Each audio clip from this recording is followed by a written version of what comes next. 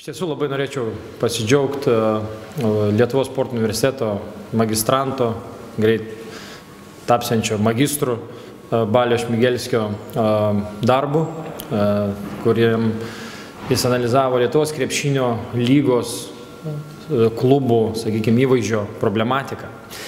Tai vienas stipriausių darbų, nebejotinai, mano matytų aplamai Lietuvos sporto universiteto istorijai, būtent vadybinio konteksto.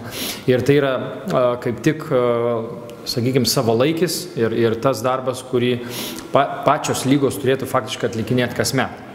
Dėl to, kad, aplamai vadyba yra didelė problema, sakykime, dar vis Lietuvos sporte ir Lietuvos krepšinio lyga galbūt yra tas šviesulys, kuris demonstruoja tas madas, sakykime, ir proveržį pastaruoju metu, bet analizė, nuolatinė analizė, įsivertinimas ir, sakykime, tam tikrų rekomendacijų parengimas, tai yra labai vertingas dalykas. Tai Balys atliko nuostabų darbą, apvažiavo visus klubus, įvertino juos ne tik tai iš savo pozicijų, bet svarbiausia ir iš kitų, sakykime, lygos subjektų ir žiūrovų, sakykime, nuomonės konteksto. Ir tai yra be galo vertinga informacija visų pirma patiem klubam.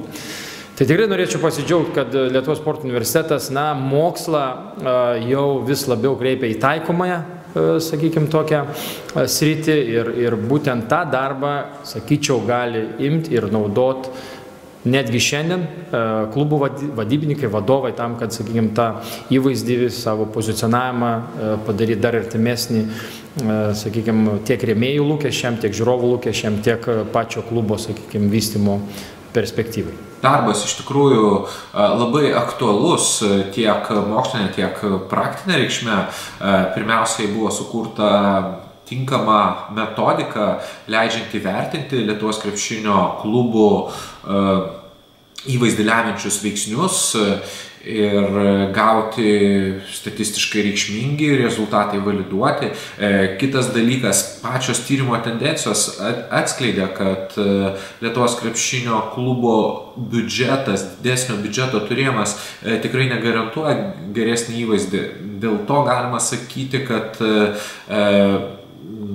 šitas darbas leidžia akcentuoti į tuos veiksnius įvaizdžio, į kuriuos turėtų daugiau investuoti Lietuvos krepšinio klubai. Taigi, manau, kad šita tema sulauks ateityje ir kitų mokslininkų dėmesio, užtat jis taps svarbus būsimiems tyrėjams, galbūt ir jums pačiam. Ir kitas dalykas, sporto klubai be abejo turėtų perskaityti šitą darbą ir svarstant įvaizdžio kūrimo strategiją, tobulinimo strategiją, atsižvelgti šito tyrimo rezultatus.